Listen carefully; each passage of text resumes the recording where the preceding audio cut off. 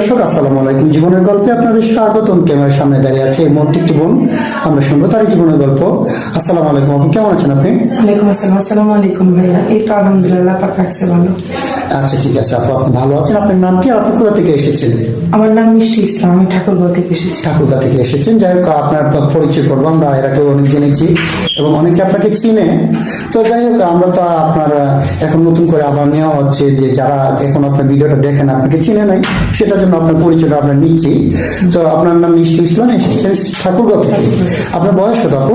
আমার বয়স 24। 24 বছর বয়স। পড়ালেখা করেছেন? ইন্টার। ইন্টার পর্যন্ত। আপনার ফ্যামিলিতে কে কে আছে? আমার ফ্যামিলিতে আছে আমার সৎ মা, সৎ দুই ভাই আর আমার আব্বু প্যারালাইস। সৎ মা, সৎ দুই ভাই আর আপনার আব্বুর প্যারালাইসিস। আপনার মার কি হয়েছে? আমার মা মানে ব্রেন স্ট্রোক করে ছোটবেলায় 5 বছর বয়সে মারা গেছে। আপনি যখন 5 বছর বয়স ছিল তখন আপনার মাকে হারিয়েছেন, তাহলে তো আপনার লাইফটা অনেক কষ্টের, তাই না? ঠিক আছে, ইনশাল্লাহ সমস্যা নেই, আপনার জন্য ভালো কিছু আশা করছি সামনে। তো আপু, আপনি আমাদের ক্যামেরার সামনে আসছেন একটা ভালো মনের মানুষের আশায়, তাই তো? আপনাকে যিনি বিয়ে করবেন ওনার বয়সটা কেমন হতে হবে? দেখেন ভাই, একটা কথা বলি, বয়স কোনো ম্যাটার করে না। আমি এরকম একজন মানুষ চাই যে নাকি আমার সারা জীবনের দায়িত্ব নিবে। এখানে একটা কথা বলতে চাই, দায়িত্ব নেওয়া মানে শুধু ফোন দেওয়া না।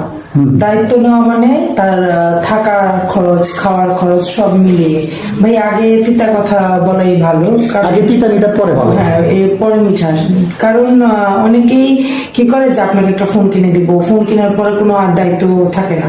তো আমি এখানে ফোনের জন্য আসিনি। একটা মোবাইল আপনি আমাকে আইফোনও কিনে দেন, কথা মানে আইফোনের নাকি অনেক দামি, তো আপনি তো আমাকে আইফোনও কিনে দেন, যদি ওইটা দিয়ে তো আমার আর ভাত আসবে না, ওইটা দিয়ে আমার পেট ভরবে না বা আমার থাকার জায়গা হবে না। তো আমি এরকম একজন মানুষ চাই যে আমার সারা জীবনের দায়িত্ব নিবে।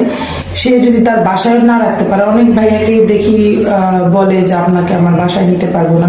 বাসায় যদি না রাখতে পারে, যেন আমাকে বাসা ভাড়া করে, আপনার একটা বাসা ভাড়া করে যাতে আপনি থাকতে পারেন, হ্যাঁ, থাকতে পারেন। যিনি আপনার দায়িত্ব নেবেন।